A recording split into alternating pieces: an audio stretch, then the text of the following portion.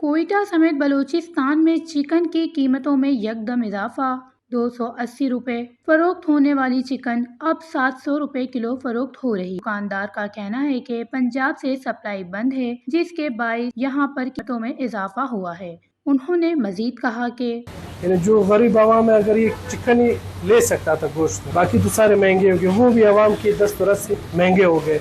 तो हुकूमत को ये चाहिए कि आवाम के लिए कोई ऐसा पैकेज या कोई ऐसी रेट लिस्ट निकाले जो कोई गरीब बंदा भी चिकन का गोश्त पका सके या घर ले जा सके। तो ये अपील करना चाहता हूँ सीएम साहब से, डीसी साहब से कि जो रेट लिस्ट है या इनके जो मुर्गियों की जो रेट है, ये जो इन आवाम के मुताबिक लाया जा सके। कि अगर आवाम ये मुर्गी के गोश्त भी बाइकाट करे तो बड़े का गोश्त और छोटे का गोश्त तो वैसे ही आवाम के बस से बाहर है। तो खाए इंसान क्या, आवाम क्या खाए, सिर्फ सब्जियों के भी रेट ऊपर चले गए। तो ये मैं आवाम से भी कहना चाहता हूँ कि वो इसके खिलाफ आवाज़ बुलंद करे।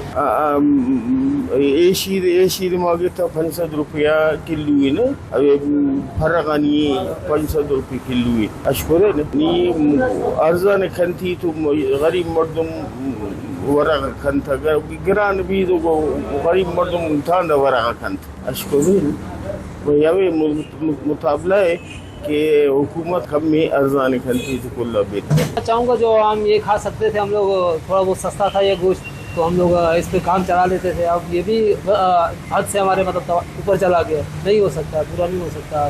पहले ये था कि कुछ दिहाड़ी मिल जाती तो कुछ ना कुछ हम ये भी ले जाते थे, मगर अब हम चिकन पे बिल्कुल हाथ नहीं डाल सकते। यही है, सब्ज़ी बस यहाँ से ले ली या दाल वगैरह, बस इन्हीं पे काम चलाना पड़ता है। तो यही चाहिए कि गरीब आवाम को रिलीफ दिया जाए।